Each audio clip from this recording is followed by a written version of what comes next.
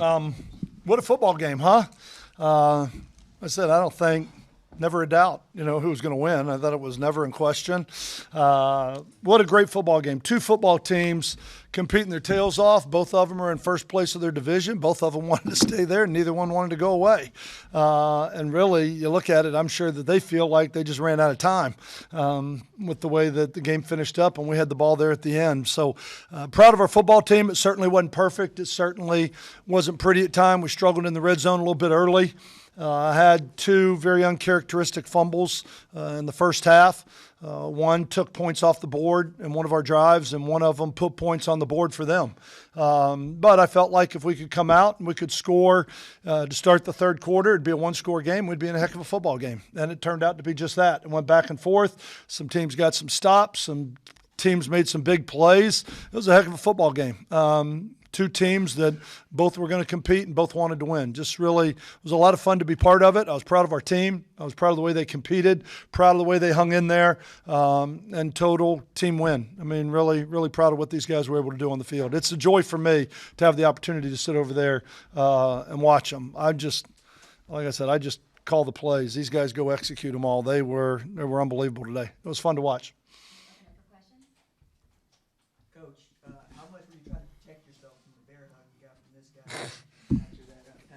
Well, I wanted to run to him, but he probably would have knocked me out when he hit me. So I think so.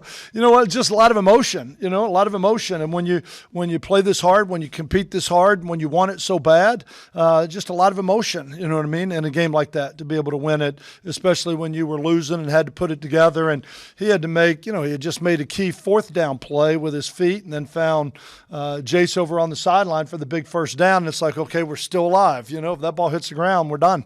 That's how close it was. And then for him to be able, we threw that play during practice this week between the two of these two with the combo. I think he went a little short and he threw it a little wide, but I messed up. It was me. But today, I thought it was executed beautifully. I thought they did a great job, both Michael and I thought Alex. They threw a nice ball. It was great to see. Just a lot of emotion, a lot of excitement in the locker room. I mean, this was a big game. We knew what's riding on the line. We knew where we were. We were sitting, but they're all big right now because really, aren't we all in a single elimination tournament right now with 3 weeks to go? As I told the players, the good news is right now we're in first place in the South. The bad news is we have 3 games, and if we lose them all, we'll be in dead last. So that's how close we are. We're in a single elimination tournament every week and a lot riding on every game. So glad they were able to pull it out.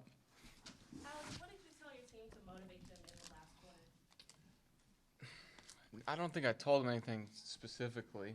I just always just give out my energy is how I lead. Like I'm not a big speaker talker, but I go individually and just tell people, I appreciate them and I'm giving you everything I got, and I just appreciate everybody else giving me everything they have, and I think that's the only way you win. That's the only way you succeed. Like on that 4th down and 8, if I think Darius is the right tackle, if he doesn't strain around that guy, I can't get out of the pocket. If Matt doesn't strain his guy in, I can't get out. And it's just those little things that make teams great. And I think that we did that on that last drive. Yeah, Alex, what did you tell your team? You had to tell your team something in the huddle. They just scored, took the lead. You got like 3 minutes left. It's a trying time. What did you tell your team in the huddle before the drive started? Yeah. Describe in detail that 4th and 8. Yeah, so I mean, before the drive, I always say, pressure's a privilege. Like most people don't get the chance to go win a game in the 4th quarter in a professional football league. Like this is a privilege, and I think you can either fold under it or rise to it. But the whole drive, I was just trying to be positive with the guys, keep them up, no matter the situation. It was 4th and 8, but I mean, I never had a doubt in my mind I wasn't going to get that first down. And I just told him, I just said, let's go. Like, I didn't know what else to say. Like, I was out of breath. I was like, let's go. And we were actually just on the ball because we had just completed, I think, right, to CJ? We did. And it was just in the moment. Everybody knew what to do, and it was well executed. We have a question from James Larson online. James, you want to go ahead and unmute and ask your question? Alex, heck of a game for you, 333 yards, and of course the game-winning drive. A couple of guys that you've been going to all season, Davion Davis and then Jay Sternberger. What can you say about just the impact that they've had on the offense coming in this season and the chemistry that you guys have built throughout these 8 weeks? Yeah, they're obviously great players, and I think they know where to be in situations. You know, I think I find Jace all the time on scramble drills because he just knows where to go, and it's just a feeling where are they not, and he just finds the holes. And Davion, you know, it's just been the guy that I felt like we had the most chemistry almost instantaneously, because maybe it was because me and him were technically the backups starting, and we got all the reps together, and it's built from there. But I feel comfortable and confident in any single person running any single route, and that's what you get when you practice, in my opinion, the way we do, and how Coach pushes us to the details of each play.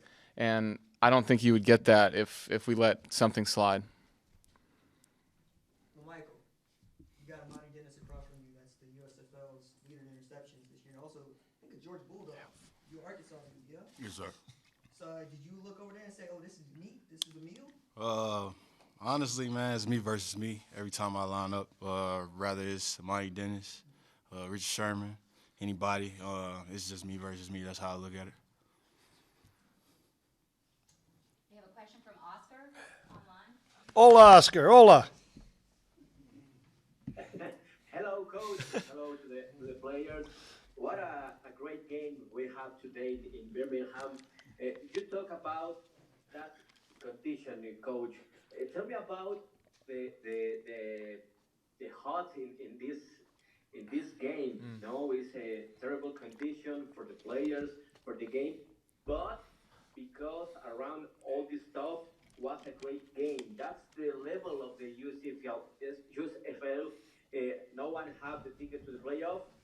No one is out. And for Alex, what do you think about? You are in the conversation for the MVP of the season. Thanks so much. Gracias. Well, I'll start with the weather, Oscar. It was hot today, but you know what? It was 91 degrees, I believe, today. Probably something you get pretty used to in Mexico. But for us, well, really for both teams, I don't think both teams blinked at the weather. Really, I think that's what great teams do. New weeks, new challenges. What do you got to overcome to find a way to win a football game? And I thought that's what both teams were doing. Two quarterbacks competing their tails off, two football teams competing their tails off. It was hot. We've talked all week about hydrating and making sure that we stay in front of it, because when you start getting cramps, it's too late to stop it at that point. But I think our team did a great job during the week of hydrating coming into the game, and I thought it was two championship teams that weren't going to let a turnover, weren't going to let the weather, they weren't going to let anything get in the way of what we were all trying to accomplish today, and that was finding a way to win. And Oscar, I'll let you talk about. I'm going to be honest, I forgot what he said. Okay, thank you. I think in a team sport, individual awards are, I mean, they're great and all, but like I would not be here if it wasn't for every single person, coaching staff, training staff, the other players on the team, the defense, special teams, if it wasn't for them. And the trophy that I want to hold is the one at the end after week 12. And if I win it, that's awesome. But it was us, not me. Coach, I got one question for Thanks us. so much.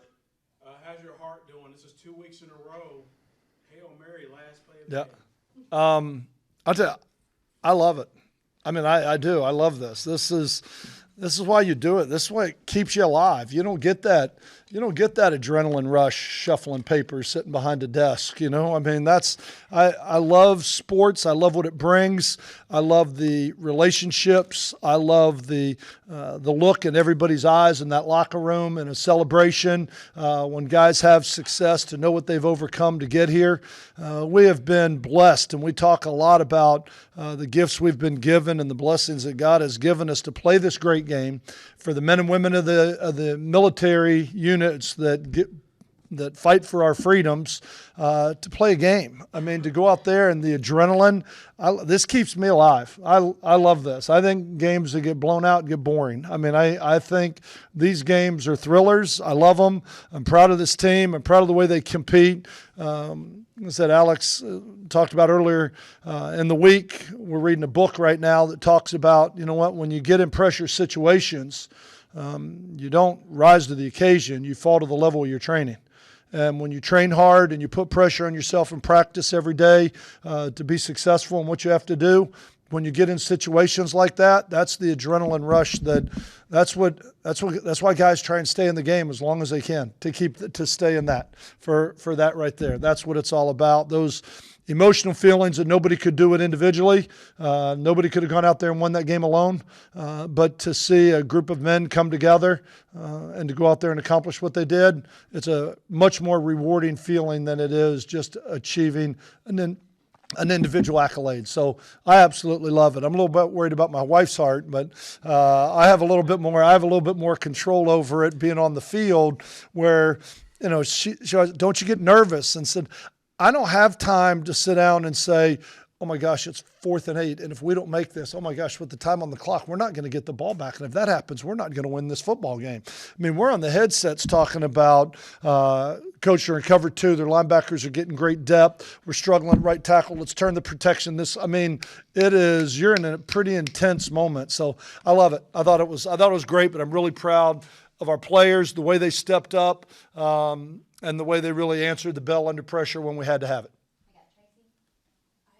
This is going to be for either of you, but even though it was really hot today, the fans were just super excited, and I was just wondering how much that helps drive you guys, or if that affects anything. Go ahead. You want to talk about what the fans meant to you today? Honestly, I was locked in. I heard him. I will tell you, I heard him, especially one time when we went down and scored to make it 20-17.